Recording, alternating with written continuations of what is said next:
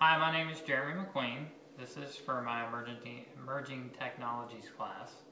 We're going to do a short video, and my video today is going to show you how to clean out your hot water heater. We have had problems with our hot water in the last couple weeks. The hot water is not heating up enough to be able to take a full shower. So obviously there's something wrong with our hot water heater. So I've done this before, and we have very hard water because we're on a well system, and we get a lot of lime deposits, a lot of lime buildup inside of our hot water heater, which causes the elements to go bad, and which causes you to not have the hot water that you should. So the first thing you need to do is turn off your power supply. You need to make sure that you do not have power going to it, because water and electricity do not mix. So make sure that your breaker is off on your electrical panel, so go shut that off. Second thing you need to do is make sure that even though you have your breaker turned off, you need to make sure that the power supply to the hot water heater is totally turned off. So I've done this here. I've taken off the panel and disconnected the electrical supply to the hot water heater, so it's totally disconnected. So I have no electricity whatsoever. Second thing you need to do is make sure that you have your water supply turned off. So the water supply is turned off, so I don't have water filling the tank after I have it drained. Okay, so your hot water heater is made up of obviously your tank, and this tank has two elements, one here and one here. And you can disconnect all your electrical connections to your element, which your element's right here, and then there's one down here. So I've done that. I've disconnected the electrical connections to both elements. Next thing you need to do is drain your hot water heater. You gotta get rid of all that water that's in there, or you're gonna have a big mess.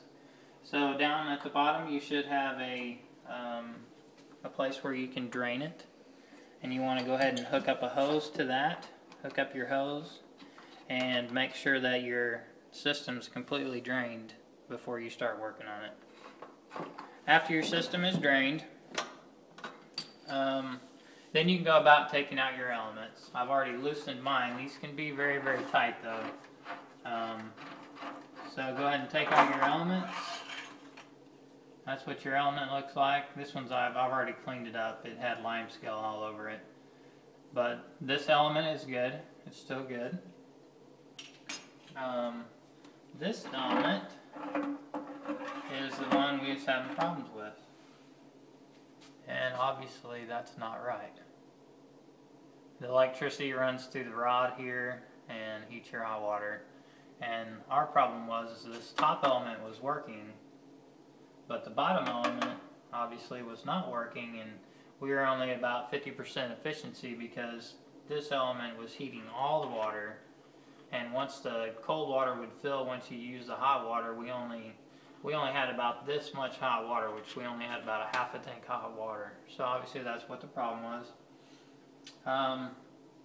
What you're going to get, and one of the reasons why this went bad, was because of all the lime scale buildup that was in the bottom of the tank. And the lime is just the mineral deposits that come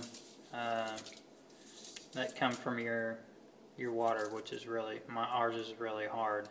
We're on a well system, and you just get a lot of lime buildup.